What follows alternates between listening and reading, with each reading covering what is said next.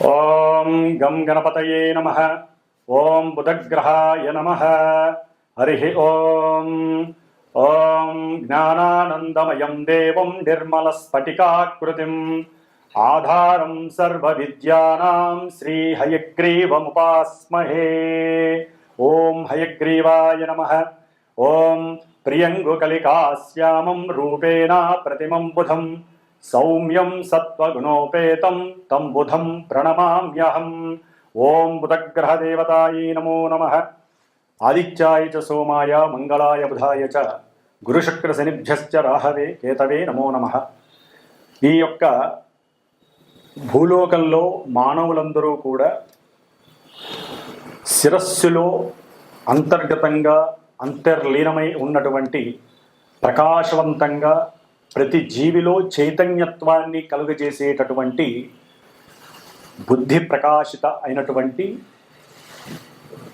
దానికి అధిపతి అంటే బుద్ధి వికసిస్తే కానీ మనం అనుకున్నటువంటి ప్రతి కార్యంలో కానీ మనం మాట్లాడే ప్రతి మాట అవతల వాళ్ళకి సరిగ్గా అర్థం చేసుకునే పద్ధతి కానివ్వండి, అవతల వాళ్ళు మళ్ళీ మాట్లాడితే మనకి శ్రవణ శక్తి కలిగేటటువంటి శక్తిని ప్రసాదించేటటువంటి వాడు ఈ యొక్క నవగ్రహాలలో బుధగ్రహం.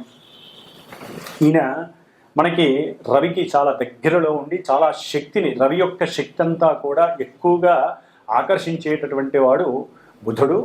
ఎప్పుడు కూడా రవికి చాలా దగ్గర డిస్టెన్స్లో ముందు వెనకలోనే ఉంటాడు ఈయన ఒక్క గ్రహమే. కానీ ఈయనకి మూఢత్వం అనేటటువంటిది ఉండదు.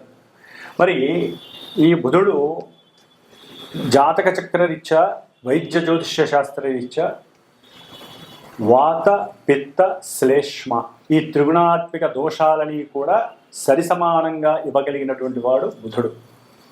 అట్లాగే మన శరీరంలో నఖశిఖ పర్యంతం ప్రతి అవయవము పనిచేయాలన్నా, రక్త ప్రసరణ జరగాలన్నా, మనలో పంచేంద్రియాలు తటస్థంగా లేకుండా ఒక పద్ధతిలో అవి కరెక్ట్గా పనిచేసి మనకి కావలసినటువంటి దాన్ని ఆస్వాదించాలన్నా, అవతల వాళ్ళకి సహాయం చేయాలన్నా కూడా ఈ యొక్క బుధగ్రహానికి సంబంధించినటువంటి నరాలకి ముఖ్యమైనటువంటి గ్రహం బుధుడు.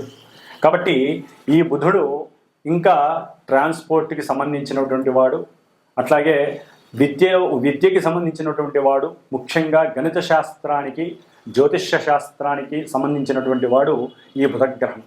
మరి ఈ బుధగ్రహము మన యొక్క ద్వాదశ రాశుల్లో ముఖ్యంగా కర్కాటక రాశిలో ఉన్నటువంటి ఆశ్లేష నక్షత్రము, అట్లాగే జలరాశి అయినటువంటి వృశ్చిక రాశిలో మరి ఆయన జ్యేష్ఠ నక్షత్రంగాను, మళ్ళీ జలరాశి అయినటువంటి మీనరాశిలో రేవతి నక్షత్రం.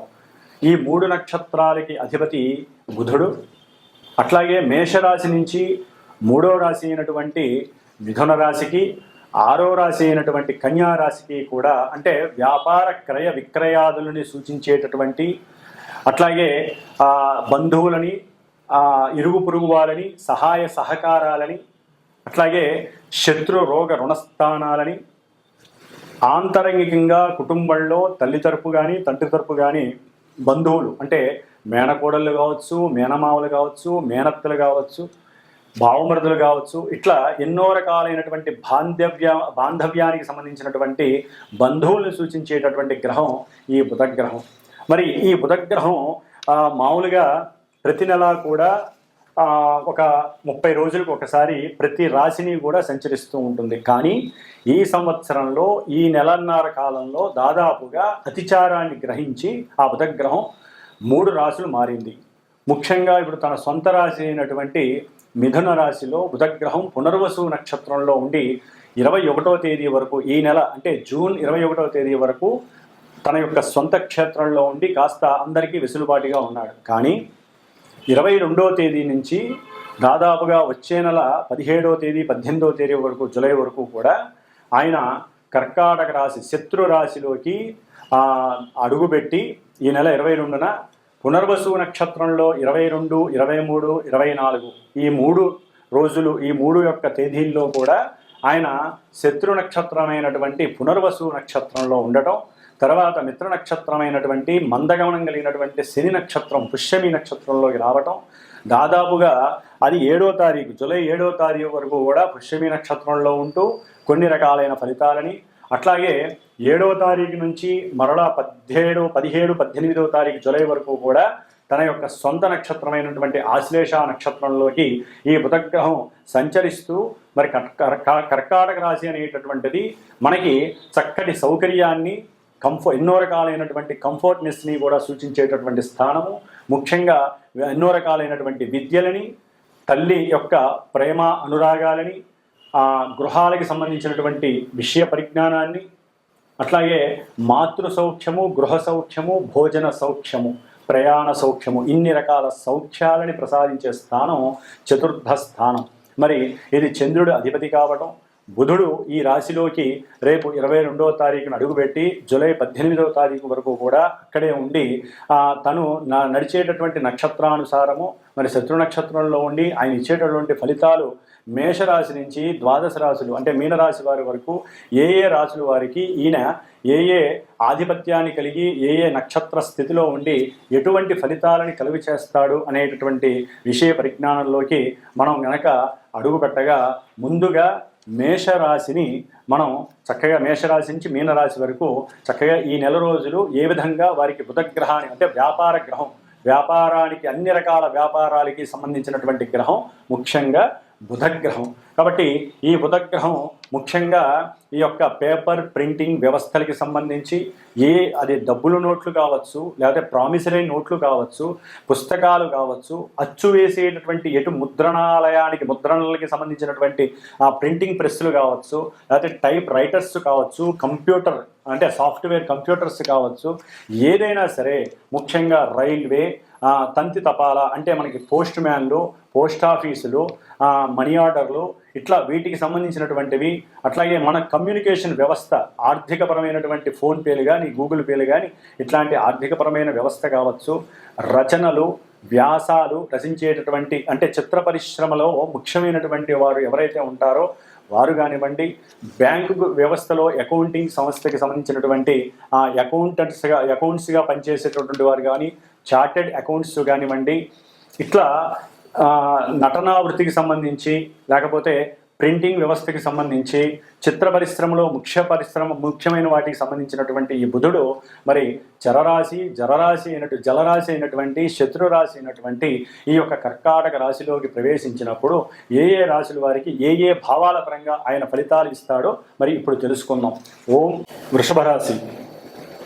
ఈ జూన్ నెల 22వ తేదీ నుండి జూలై 18వ తేదీ వరకు కూడా బుధగ్రహము తన యొక్క స్వరాశిని అంటే సొంత రాశిని వదిలిపెట్టి శత్రురాశి అయినటువంటి చరరాశి అయినటువంటి జలరాశి అయినటువంటి కర్కాటక రాశిలోకి ప్రవేశించి ఈ యొక్క వృషభ రాశి వారికి బుధుడు చక్కగా ద్వితీయాధిపత్యము పంచమాధిపత్యం కలిగి ఉన్నతమైనటువంటి ఆలోచనల్ని కుటుంబ సౌఖ్యాన్ని ఇచ్చేటటువంటి గ్రహమైనటువంటి ఈ యొక్క బుధగ్రహము 3వ స్థానంలో ఉండటం ద్వారా వారు చేసేటటువంటి కార్యదీక్షలో ఎన్నో ఆటంకాలు విఘ్నాలు కలగడానికి అవకాశం ఉంటుంది. ముఖ్యంగా వారి యొక్క కుటుంబంలో సోదరీమణుల వారి యొక్క సహాయ సహకారాలు లోపిస్తాయి. తల్లి యొక్క అనుకూలత ప్రతికూలతగా మారే అవకాశం కలుగుతోంది.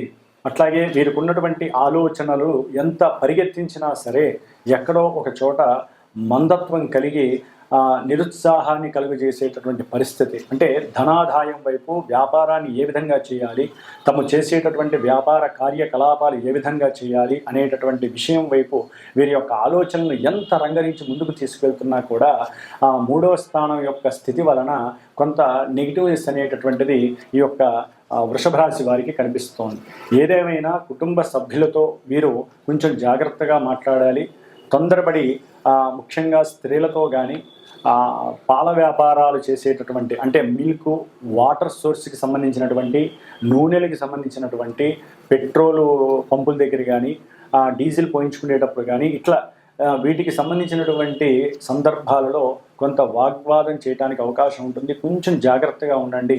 నోరు తెరిచినప్పుడు ఆ బుద్ధిని కండిషనల్గా ఉంచుకొని మనం మాట్లాడేటటువంటి మాట సాంప్రదాయబద్ధకంగా ఉన్నప్పటికీ లేకపోయినప్పటికీ కూడా జాగ్రత్తగా ఉండటం వలన బుద్ధి లోపము బుద్ధిమాంద్యము తొలగించుకొని స్పష్టంగా మన మనసులో ఉన్నటువంటి ఆలోచన విధానాన్ని రంగరించి అవతల వ్యక్తితో మాట్లాడడం చాలా విశేషం. ముఖ్యంగా తల్లి యొక్క ఆశీర్వచనం వృషభ రాశి వారికి చాలా అవసరం. ఈ సమయంలో తల్లితో ఎదురు చెప్పి మాట్లాడటం వలన తల్లి యొక్క ఆగ్రహానికి గురి కావాల్సి వస్తుంది వృషభ రాశి వారు.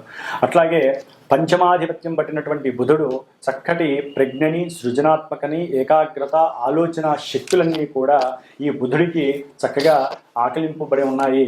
అయితే వీరు స్నేహితుల యొక్క సహాయ సహకారాలతో వీరు చేసే వ్యాపారంలో కానీ వీరి యొక్క విద్య ఏదైనా చదవటానికి కావలసినటువంటి శక్తిని, యుక్తిని కూడా వీరికి ఉన్నటువంటి తెలివితేటలతో వాటిని సహాయ సహకారాల రూపంలో తీసుకోవడానికి ప్రయత్నం చేస్తారు.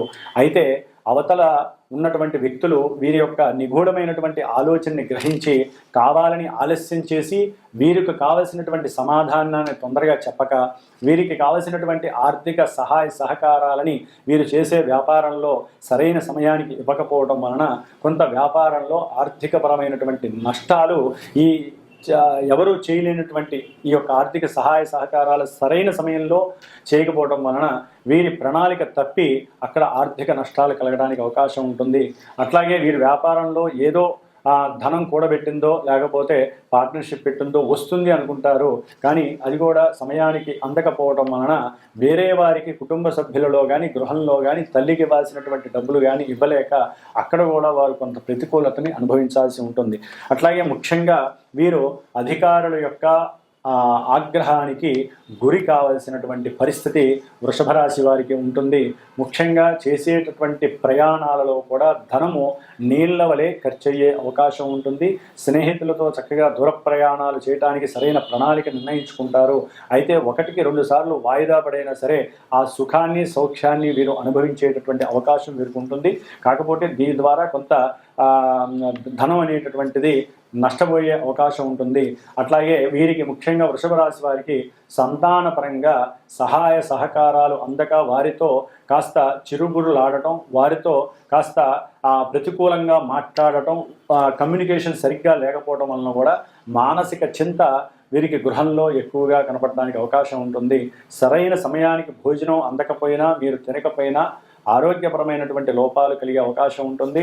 ముఖ్యంగా భుజాలకి సంబంధించినటువంటి, థైరాయిడ్కి సంబంధించినటువంటి, గొంతుకు సంబంధించినటువంటి, నాడీ వ్యవస్థకి సంబంధించినటువంటి అనారోగ్య సమస్యలు కొంత మిమ్మల్ని ఇబ్బంది పెడితే ఒకవేళ అది ఉన్నవాళ్ళు బుధగ్రహానికి సంబంధించినటువంటి పెసర్లు నానబెట్టి గోవుకి ఒక బుధవారం ఉదయాన్నే బుధహోరా సమయంలో కనుక తినిపించినట్లయితే చక్కగా వారికి ఉన్నటువంటి కొన్ని అనారోగ్య సమస్యలు తీవ్రత తగ్గి కొంత ఉపశమనం కలగడానికి అవకాశం ఉంటుంది. ముఖ్యంగా విద్యార్థులు నిమగ్నమై గనక బుద్ధిని సరైనటువంటి స్థాయిలో చదువు మీద పెట్టకపోయినట్లయితే గనక మీరు ఆశించినంత విద్య అనేటటువంటి దాంట్లో మీరు ముందుకు వెళ్ళలేని పరిస్థితి. ముఖ్యంగా బుద్ధిని అటు ఇటు చరత్వానికి చరత్వంగా చేసుకునేటటువంటి అవకాశం తీసుకోకండి.